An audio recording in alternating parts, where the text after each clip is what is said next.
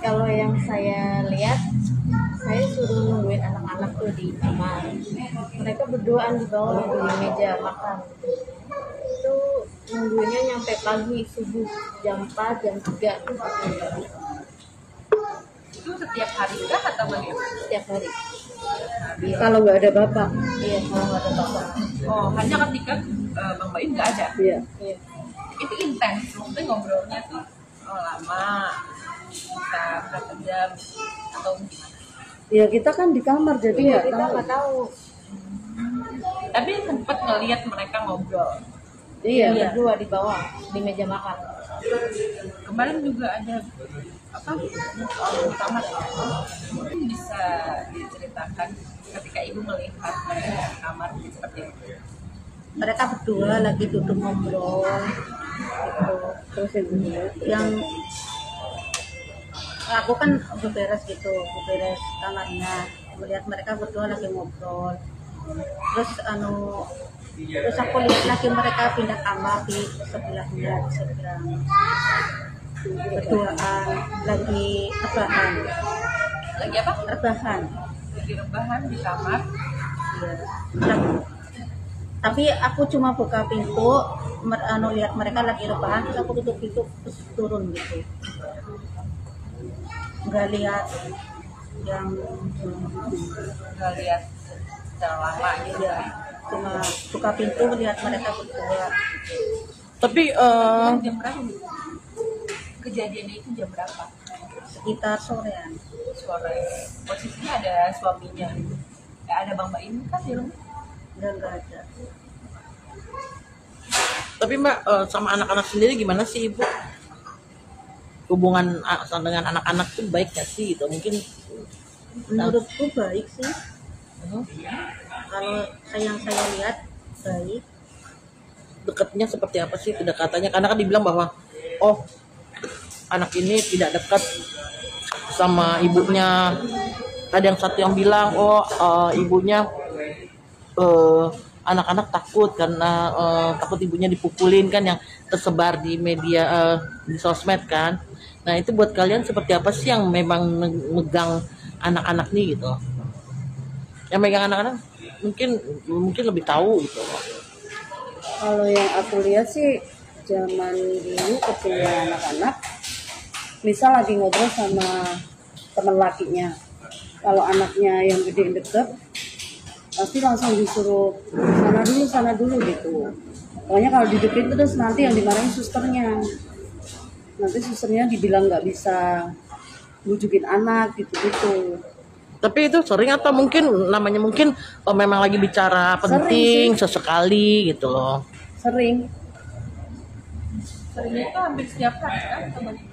nggak setiap hari tapi sering lihat gitu. Jadi kalau dideketin anaknya kadang gitu. Si AA udah kesenangan dikira itu Baby Z, ternyata bukan. Malah dijelasin kalau itu AA. Tapi gue di sini mau ngebahas persoalan yang serius karena gue harus membela wanita, yaitu Paula. Mendengar video dari pembacaan putusan atau kronologi yang dibacakan oleh pengacaranya Baim Wong, yang juga abang ini adalah pengacaranya Nikita Mirjani. Dia membacakan katanya ada penyakit kritis yang tidak bisa diobati yang dialami oleh Paula sebelum menikah. Jadi ini gak konsisten. Awalnya gembar-gembor karena perselingkuhan. Lalu udah sampai ke tahap ini dimasukkan karena penyakit. Kalau lu dari awal udah tahu misalnya pasangan lu ini cek kesehatannya tidak lolos standar lu, kenapa lu lanjutkan? Dan kenapa sekarang lu bongkar? Lalu lu bilang ke orang bahwasannya lu telah medical check up sehingga lu tidak tertular dan lu tidak sakit. Kenapa? Mau memperbaiki diri, mau menaikkan mutu, menjatuhkan orang lain. Kan hal-hal seperti itu tidak dibahas di publik ya, apalagi oleh abang pengacaranya. Yang membela klien sih wajar, tapi kok ini melihat circle, melihat siapa yang menyerang Paula, kok kayak gue jadi curiga. Ada apa? Mau apa kalian? Masa kalian mengeroyok wanita yang tidak berdaya? Apa Baim gak kasihan sama anaknya kalau dia mengumbar-ngumbar begitu? Bagaimanapun kan itu ibu dari anaknya. Jangan sampai kejadian kayak King Fast ya. Anaknya sendiri yang menyatakan bahwa dia psikisnya itu kena karena ulah dari bapaknya.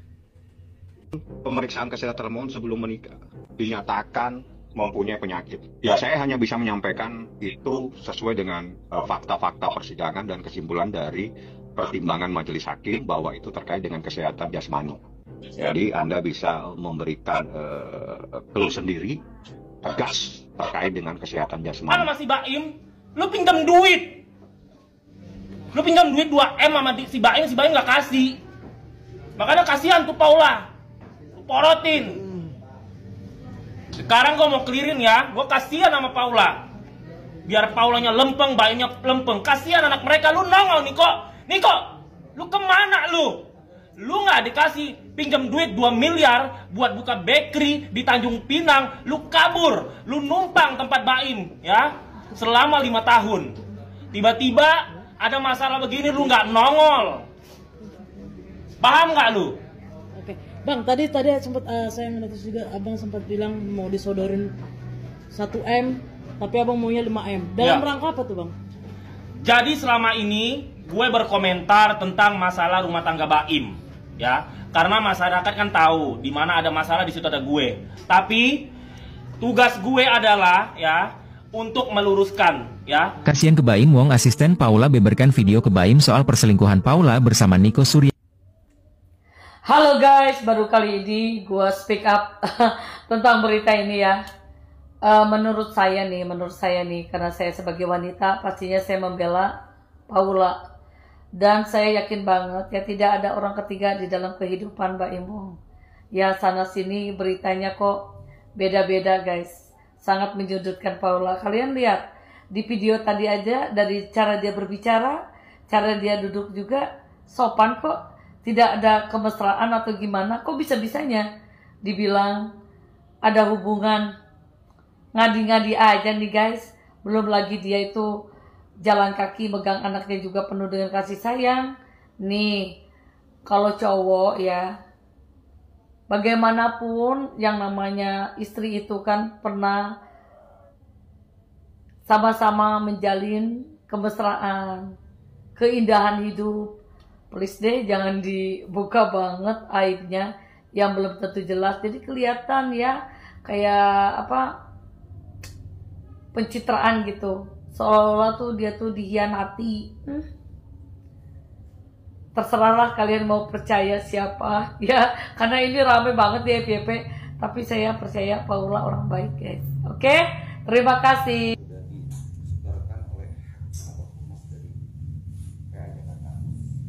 Kalau ini sudah suatu fakta, ya, maka kita sudah lihat bahwa perselingkuhan atau gugatan cerai itu kan sifatnya tertutup.